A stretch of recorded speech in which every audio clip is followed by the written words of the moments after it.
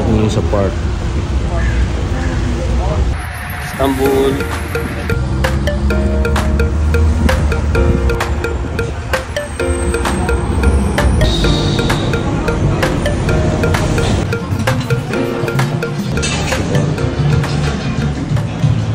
Hello everyone, dito tayo ngayon sa Sushi Ko.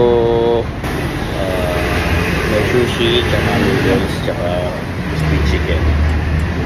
So yun guys, peace. Kakain muna tayo.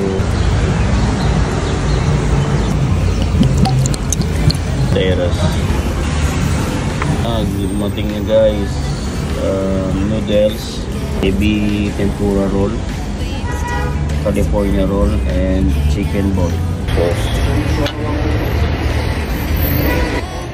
Kapag kakain kayo ng Chinese o Japanese food, kailangan nyo ng chopstick. Pagka inanon nyo yung chopstick, pinaghiwalay nyo na, ano ninyo, tapos sabihin nyo, Yamatik. Hindi. Yan. Itatakimasu. Yan sa Japan. Hindi yung una ha. Itatakimasu. Unahin natin yung sushi. Sarap yung ano nila, yung ebi tempura. Sarap. Yes, yun. Kasi sobrang dami ng kanin, no? Sa mga nagtatanong bakit sushi chef ako tapos bibili ako ng ibang sushi sa ibang restaurant,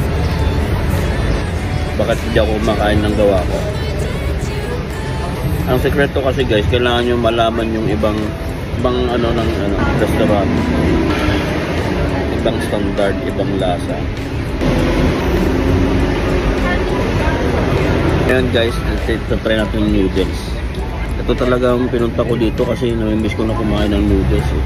Alam niyo naman dito sa Turkey walang ganong noodles. Kaso nga nung tinan nyo, ma-oily yung noodles nila. Panalo. Ito meron silang chicken ball. Dip natin dito sa hot sauce. Wow. Yes, ginger. Ayan guys, tapos na tayo kumain. Medyo busog ako doon kasi daming dalawang roll, isang noodles, tsaka may chicken ball. Sulit. Talagang 780 TL. Sulit.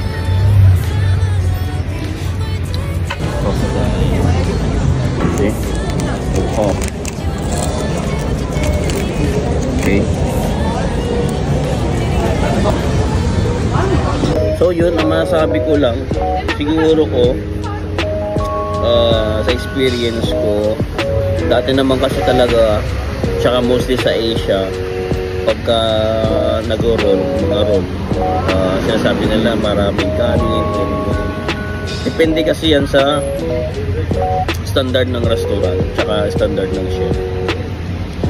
So ganoon lang, siguro ko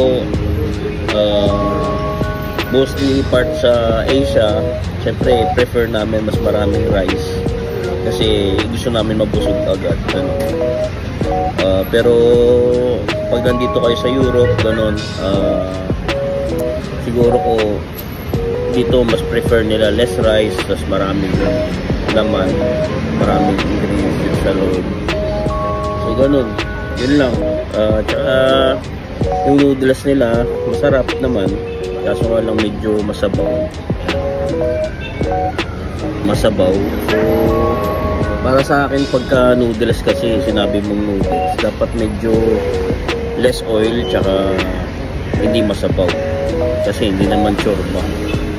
So yun lang, hindi naman siya soup. So yun lang guys, thank you so much and stay tuned. Follow me on Instagram